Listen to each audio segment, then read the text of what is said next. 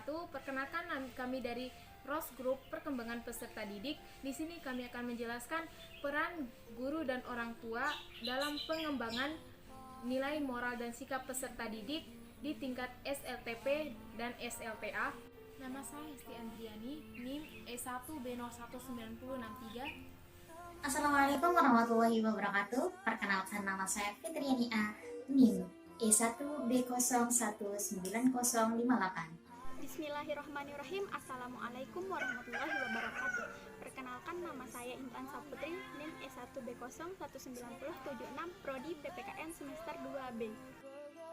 Baik, saya Muhammad Zainul Minan, NIM E1B017032. Terima kasih. Menurut Sutikna, nilai adalah patokan-patokan yang berlaku dalam kehidupan bermasyarakat. Misalnya, adat kebiasaan dan sopan santun. Kira-kira begitu. Nilai yang terkandung dalam Pancasila adalah nilai-nilai hidup yang menjadi pegangan seluruh warga Indonesia.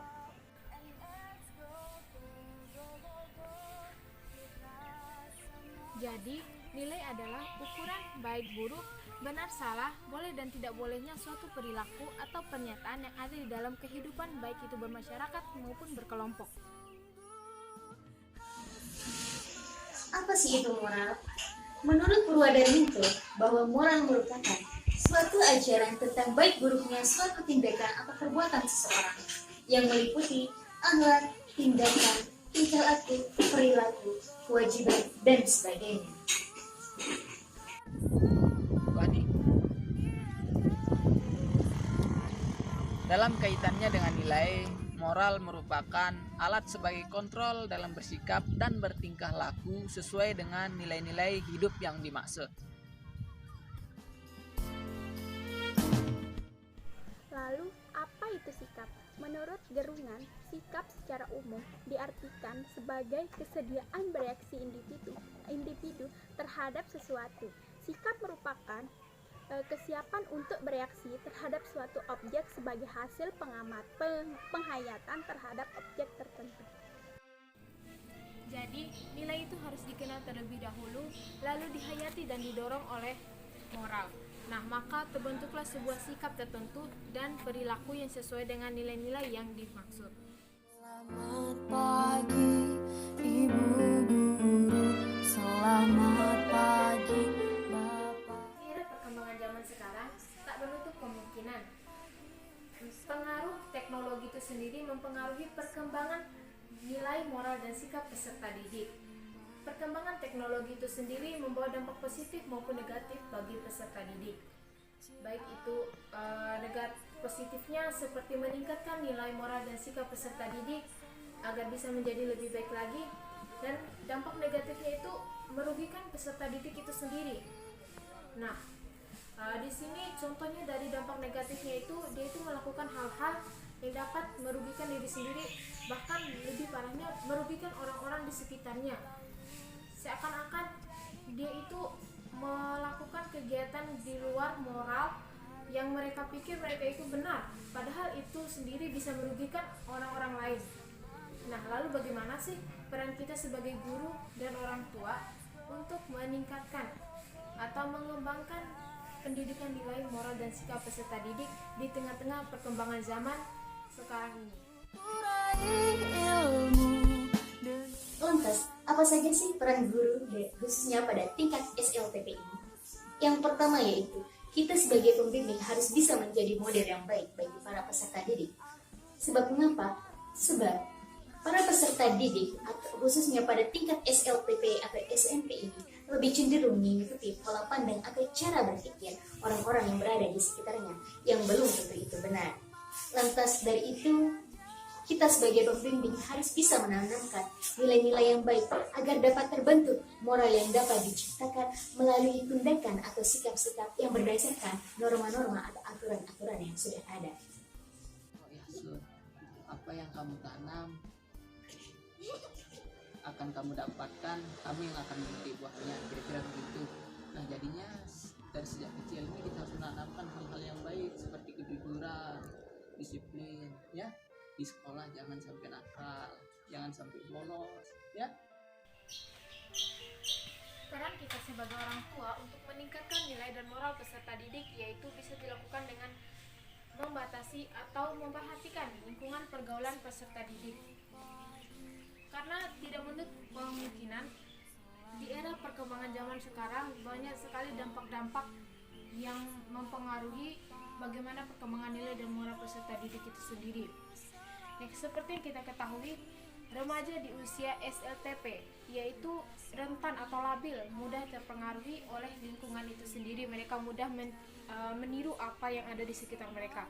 Maka dari situ kita sebagai orang tua harus membatasi atau memperhatikan lingkungan pergaulan anak itu sendiri. Jangan sampai anak itu bisa salah pergaulan karena pengaruh-pengaruh lingkungan di sekitarnya.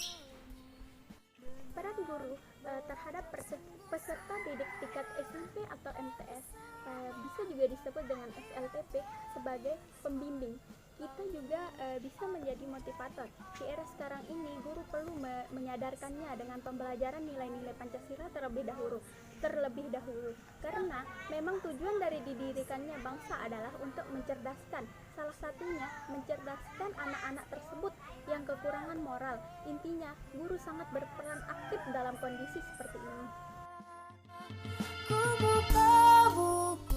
Lantas, peran guru pada tingkat SLTA, SMA, MA, dan SMK yaitu yang pertama, anak yang biasanya kekurangan kasih sayang dari orang tuanya tentunya akan mencari kesibukan serta kegiatan yang berada di luar sana yang cenderung ke arah negatif. Lantas, kita sebagai seorang guru dan pihak sekolah serta menjadi seorang pembimbing harus bisa menciptakan lingkungan yang serasi serta nyaman bagi para peserta didik. Sebab mengapa? Sebab para peserta didik akan bertingkah laku positif tergantung dari lingkungan yang berada di sekitarnya. Peran guru untuk meningkatkan pendidikan nilai dan moral dan sikap peserta didik di tingkat SLTA yaitu bisa dilakukan dengan menjalin hubungan komunikasi yang baik antara guru dengan peserta didik, di mana hubungan komunikasi yang baik atau bisa dilakukan dengan hubungan pertemanan bisa dilakukan oleh guru atau pembimbing, yaitu menjadi sebuah teman. Karena yang dibutuhkan oleh peserta didik di tingkat SLTA ini, mereka bisa mudah luluh apabila kita berperan sebagai seorang teman. Karena melalui pertemanan itu juga kita sebagai pembimbing bisa menyampaikan nilai-nilai kehidupan kepada peserta didik itu. Akan tetapi pertemanan itu juga harus dibatasi, karena apabila kita terlalu memberikan pertemanan itu tidak memberikan batas, maka anak tersebut akan lebih sulit untuk dikendalikan. Baik, peran guru yang kedua pada tingkat SLTA ini yaitu kita sebagai seorang pembimbing, khususnya kita sebagai seorang guru, apalagi kita guru PPKN, harus bisa menanamkan nilai-nilai keagamaan yang dapat meningkatkan nilai dan moral para peserta didik, khususnya pada tingkat SLTA, SMA, MA, dan SMK ini, melalui beberapa kegiatan misalnya seperti tadarusan, berzikir, dan kegiatan kerohanian lainnya. Guru kepada peserta didik tingkat SMA atau bisa juga disebut dengan SLTA sebagai orang tua perlu adanya pengontrolan tentang kegiatan atau aktivitas anak di luar rumah, serta harus membimbing anak itu dengan cara yang baik dan benar dan penuh kasih sayang agar anak tersebut tidak mencari kesibukan di luar sana atau di luar rumah yang dapat merugikan dirinya sendiri. Jadi sebagai guru kita bukan hanya sekedar mengajar, tetapi membimbing dan mencerdaskan. Kita sebagai guru harus bisa menanamkan nilai-nilai yang baik dan menanamkan nilai dan moral kepada peserta didik agar peserta didik tersebut bisa membentuk sebuah sikap dan perilaku yang sesuai dengan apa yang diharapkan. Sekian dari kelompok kami, lebih dan kurangnya kami mohon maaf, semoga bisa bermanfaat bagi teman-teman sekalian. Wassalamualaikum warahmatullahi wabarakatuh. Biar jadi smart, lalu aku jadi